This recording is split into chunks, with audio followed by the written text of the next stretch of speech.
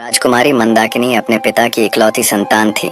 वो इतनी सुंदर थी कि उसकी सुंदरता के चर्चे अन्य राज्यों में भी थे। उसमें सौंदर्य के साथ साथ सदाचार, प्रतिभा आदि और भी सद्गुण थे, परंतु सब सद्गुणों तथा पिता के स्नेह ने उसे अभिमानी बना दिया। उसका अहंकार इतना बढ़ गया था कि वो किसी दूसरे को अपने सामने कुछ समझती ही नहीं थी। अनेक राजकुमारों ने उससे विवाह करना चाहा, किंतु किसी को वह अपने योग्य माने तब तो। राजकुमारी की अवस्था दिनों दिन बढ़ती जा रही थी। महाराज को लोक निंदा का भय था। लोग कानाफूसी करने भी लगे थे, किंतु राजकुमारी अपने अहंकार में चूर थी।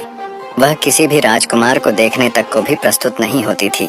अंत में महाराज ने पड़ोस के युवक राजा रंगमोहन के साथ एक योजना बनाई और घोषणा कर दी कि राजकुमारी के आगामी जन्मदिन पर प्रातः काल जो पुरुष नगर द्वार में पहले प्रवेश करेगा, उसके साथ राजकुमारी का विवाह कर दिया जाएगा।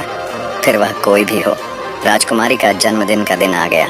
प्रातः काल नगर द्वार में सबसे पहले आने वाले पुरुष को राजसेवक पकड़ लाए।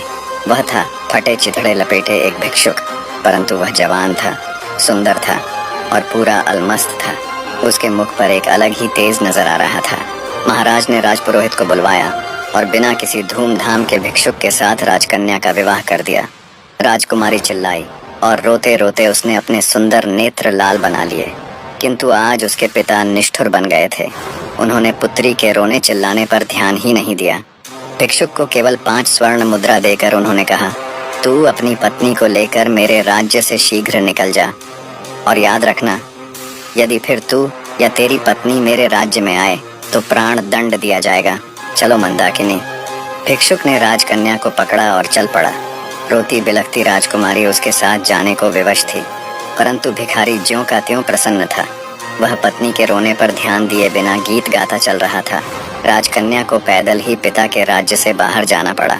भिखारी उससे मधुर भाषा में बोलता, उसे प्रसन्न करने का प्रयत्न करता। पर्याप्त दूर जाने पर जंगल में नदी किनारे एक फूस की झोपड़ी में दोनों पहुंचे। भिखारी ने कहा, अब यही तुम्हारा घर है। तुम्हें स्वयं अब जंगल के पत्ते और लकड़ियां लानी पड़ेगी। कंदमूल जो कुछ मिलेगा उसे उबाल कर खाना पड़ेगा। पास के गांव में लकड़ियां बेचने जाना होगा। मैं भी जितना बन सकेगा तुम्हारी सहायता करूंगा। राजकन्या के लिए यह जीवन बहुत दुखद था, किंतु विवशता सब करा लेती है। उसे एक ही सुख था कि भिखारी उसके साथ बहुत प्रेमपूर्ण व्यवहार करता था। कुछ दिन ऐसे ही बीत गए। फिर एक दिन भिखारी ने झोंपड़ी छोड़ दी और मंदाकिनी को लेकर वह एक गांव में आया। वहां वे दोनों एक खंडहर जैसे घर में रहने लगे। भिखारी कहीं से कुछ पैसे ले आया और उससे उसने मिट्टी के बर्तन खरीदे। पत्नी से कहा, इन बर्तनों को बाजार में ले जाकर बेच आओ। किसी समय जो राजकन्या थी, उसके लिए सिर पर बर्तन उठाकर बाजार में जाना बड़ा कठिन काम था, किंतु मरती क्या करती, उसे जाना पड़ा। भिखारी ने उसे स्पष्ट कह दिया कि यदि उसकी आज्ञा का पालन न करना हो तो वह मंदाकिनी को छोड़कर चला जाएगा। बेचारी मंदाकिनी बर्तन सिर पर उठाकर बाजार गई। उसे बर्तन बेचना तो आता नहीं था, दूसरों से नम्र व्यवहार करना भी नहीं आता था। बाजार में बर्तन रखकर वह उनके पास खड़ी रही, क्योंकि जमीन पर बैठना उसे बहुत बुरा लग रहा था। उसे कुछ ही देर वहां खड़े हुए हुई थी कि एक घुड़सवार युवक बाजार में आया। उसने मंदाकिनी से बर्तनों के दाम पूछे। मंदाकिनी ने रूखे स्वर में दाम बताए तो घुड़सवार लौट पड़ा। मोड़ते समय उसका घोड़ा भड़क उठा। फलतः घोड़े के पैरों की ठोकर से सब बर्तन फूट गए। घुड़सवार बिना कोई ध्यान दिए वहां से चला गया। अब मंदाकिनी को काटो तो खून नहीं। बेचारी रोती हुई घर लौटी। भिखारी आते ही क्रोधित होगा, ये बात सोच सोच कर उसके प्राण सूखे जा रहे थे। भिखारी आया तो देखा रो रो कर मंदाकिनी की आंखें सूज गई थीं। वह कुछ नहीं बोला, परंतु दूसरे दिन कहा, मंदाकिनी, तुम्हें कुछ नहीं आता। मिट्टी के सभी बर्तन टूट गए। अब हम दोनों का निर्वाह कैसे होगा? एक उपाय है, नगर में चलते हैं। सुना है राजा रंगमोहन बहुत दयालु है।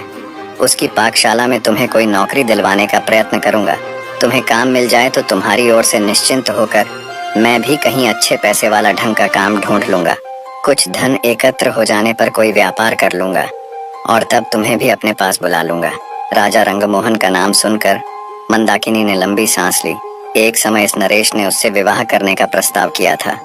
आज वह राजरानी होती, किंतु हाय रे ये घमंड, आज उसी राजभवन में वह दासी बनने जा रही है। जाने के अतिरिक्त कोई दूसरा रास्ता नहीं था। मंदाकिनी नगर में गई और राजा की पाकशाला में उसे नौकरी मिल गई। भिखारी उससे विदा होकर कहीं चला गया। मंदाकिनी का गर्व नष्ट हो गया था, उसका स्वभाव बदल गया था। अब वह अत्यंत विनम्र, परिश्रमी और सावधान सेविका बन गई थी। रसोई घर की अध्यक्षा रंभा कुमारी उसके कार्य से अत्यंत संतुष्ट थी। बसंत पंचमी आई। राजा रंगमोहन का जन्मदिन था। सभी सेवकों को इस दिन नरेश अपने हाथ से पुरस्कृत करते थे। दूसरी सेविकाओं के साथ मंदाकिनी को भी राजसभा में जाना पड़ा।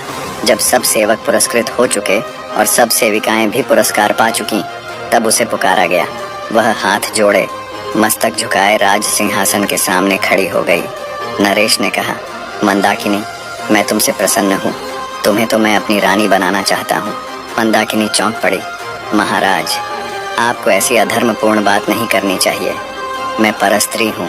क्या हुआ जो मेरा पति भिक्षुक है? मेरा तो वही सर्वस्व है। उसे छोड़कर मैं दूसरे किसी की सोच भी नहीं सकती। वही मेरा स्वामी है। आपकी मुझ पर बहुत कृपा है, तो इतना अनुग्रह करें कि मेरे पति का पता लगवा कर उसे बुला दें। मैं पाकशाला में सेवा करके प्रसन्न हूँ। महाराज रंगमोहन चले गए और थोड़ी देर में वह भिखारी राजमहल से निकला। मंदाकिनी उसे देखते ही दौड़कर उसके पैरों पर गिर पड़ी। भिखारी मुस्कुराया और बोला, मंदाकिनी, मुझे ध्यान से देखो तो तुम्हें मुझ में और रंगमोहन में कुछ सादृश्य नहीं मिलता। भेद खुल चुका था। भिखारी के वेश में उसको ग्रहण करने वाले स्वयं राजा रंगमोहन ही थे और वह थी उनकी महारानी। राजा ने कहा, मंदाकिनी, क्षमा करना, तुम्हारे अभिमान की मुझे कोई दूसरी औषधि मिली ही नहीं, इसलिए तुम्हारे पिता के साथ मिलकर मुझे ये रास्ता अपनाना पड़ा। निष्कर्ष, जीवन में अभिमान और घमंड का कोई स्थान नहीं है। कठिन परिस्थितियां हमारे अहंकार को मिटाने और हमें विनम्र बनाने के लिए आती हैं।